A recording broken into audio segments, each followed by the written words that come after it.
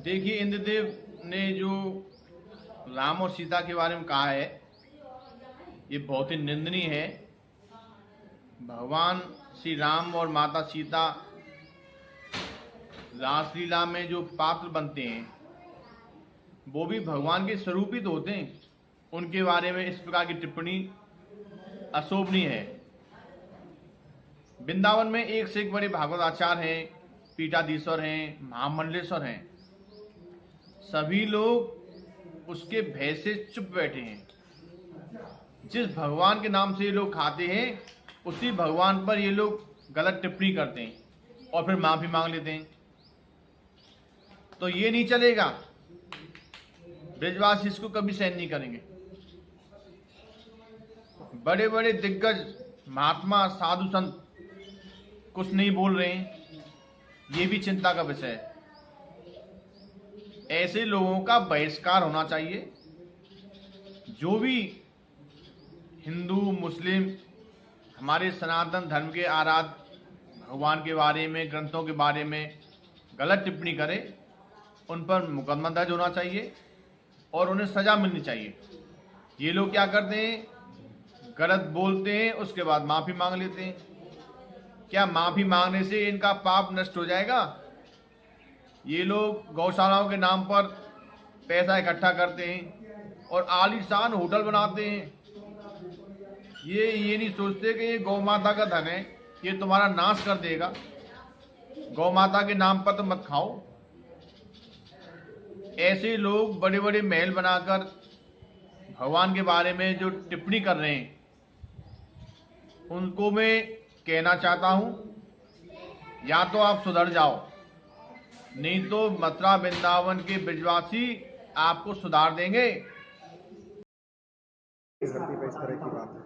राधे राधे। हमने ये प्रकरण सुना है सबसे, और हमने देखा भी कि जिस तरीके से इंद्रदेव जी ने जिस तरीके से बोला है कि ये स्वरूप बनते हैं और बीड़ी पीते हैं स्टेज के पीछे जाके, और ये माताओं के लिए इतना अपशब्द बोला है, तो वो उचित नहीं है बिल्कुल भी। एक व्यास गद्दी की गरिमा क्या कहती है कि हम उस पर बैठते हैं और कुछ भी जो भी हम बोलते हैं उसे पूरा संसार सुनता है। और आजकल तो मीडिया का ज़माना है, सभी हमें देखते हैं, सभी हम सुनते हैं। और जब कोई स्वरूप बनता है तो वो कोई बाप भाई बहन कोई नहीं होता है, वो उस समय एक स्वरूप होता है, उसका मंच पर अभिनय कर रहा है। जिस प्रकार से हम भागवत के द्वारा लोगों को बताते हैं, वो उसका अभिनय करते हैं, तो हमारे लिए वो पूजने योग्य होते हैं। और आप इस तरीके से बोलेंगे। आजकल देखने में ये आता है कि कोई भी व्यास मंच हो, कीर्तन हो, भजन मंडली हो, कोई भी कुछ भी बोलता है। हमारे ईश्वर को समझा क्या है किसी ने? हम ये चाहते हैं कि कोई ऐसा नियम पारित हो, कुछ नहीं होता कि 10 लोग इकट्ठे हो गए, बैठक कर ली, इससे कुछ नहीं होगा।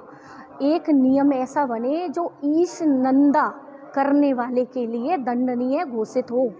जो भी हमारे ईश्वर के लिए गलत बोले, हमारी माताओं बहनों के लिए गलत बोले, उसके लिए दंड का प्रावधान होना ही चाहिए। और आजकल क्या है कि थोड़ा सा ज्ञान अर्जित किया, धर्म ग्रंथों को कोई पढ़ता नहीं है, उस पर बैठ गए और कुछ भी बोल रहे हैं। अरे आपको सुनाना है तो इतने इतने वेद हैं, भक्तमाल कथा है, राम कथा है, उसमें इतने वक्तव्य हैं, आप उन्हें बताइए, इस प्रकार से वर्णित कीजिए कि उसको लोग सुने, आनंद लें।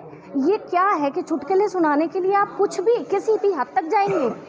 तो हमारा तो यही अनुरोध है सभी समाज के लोगों से कि कोई ऐसा सरकार के द्वारा कोई ईश निंदा का कोई प्रावधान लाया जाए, ताकि जो भी हमारे ईश्वर के प्रति गलत बोले उसका बहिष्कार किया जाए।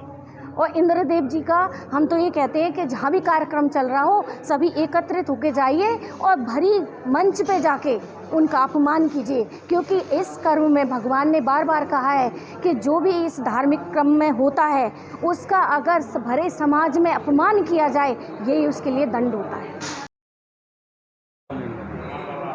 अभी निर्णय तो संतजनों को करना है। आज तो सभी ने आपस में विचार विमर्श किया है, विचार रखे हैं सभी ने अपने। ये निर्णयात्मक बैठक तो बाद में होनी है, लेकिन अभी यहाँ भी जो सभी ने संतों ने विचार रखे हैं उसमें यही कहा गया है कि उसका बहिष्कार होना चाहिए, वो क्षमा याचना के योग्य नहीं है, उसको दंड दिया जाना चाहिए। क्या बार बार इस तरह का कृत्य करने के बाद क्षमा, जैसे अभी प्रदीप मिश्रा जी।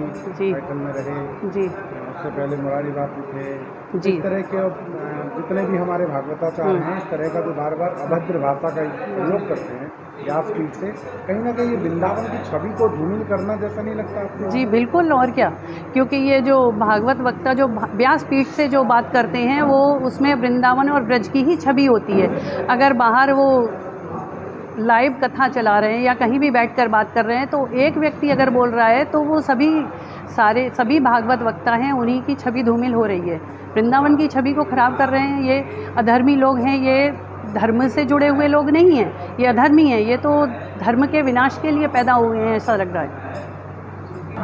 पूर्व में भी जो है इन पर आरोप इन्होंने हाँ वो स्वस्तिक बना के चरणामृत वो पंचामृत लगा के और पता नहीं बेलपत्र क्या फूल वगैरह अपने उस पर चढ़वाए पैरों पर, तो ये तो अपने आप को भगवान समझ बैठा है। कोई भगवान हो सकता है क्या? अब मातृशक्ति के रूप में सीता जी को जो अभद्र टिप्पणी की गई, उसके लिए आप लोग क्या प्लानिंग कर रहे हैं? नहीं, हम तो यही कहेंगे कि उसको दंड दिया जाना चाहिए और इससे और लोग भी प्रेरणा लें और वो आगे से कोई ऐसा अपराध ना करें। बोलने से पहले 10 बार सोचें, उस व्यासपीठ की गरिमा को समझें कि हमें उस व्यासपीठ पर बैठकर क्या बोलना है और कैसे बोलना है। ये नहीं कि कोई भी आए और कुछ भी बोल दे। हमारे आराध्यों के लिए जब देखो जब टिप्पणी कर देते हैं, कुछ भी अनर्गल बोलते रहते हैं और निर्लज्जता से उसने जो क्षमा याचना भी की, उसमें आप सभी ने देखा होगा कि वो मुस्कुराते हुए बोल रहा है कि किसी को बुरा लगा हो, उसको अपने शब्दों पर कोई दुख नहीं है कि मैंने ये गलत शब्द बोल दिए भूल से अज्ञानतावश, ऐसा कुछ नहीं बोला, किसी को बुरा लगा हो तो उसको तो अपने कहे शब्दों पर ही कोई वो नहीं है।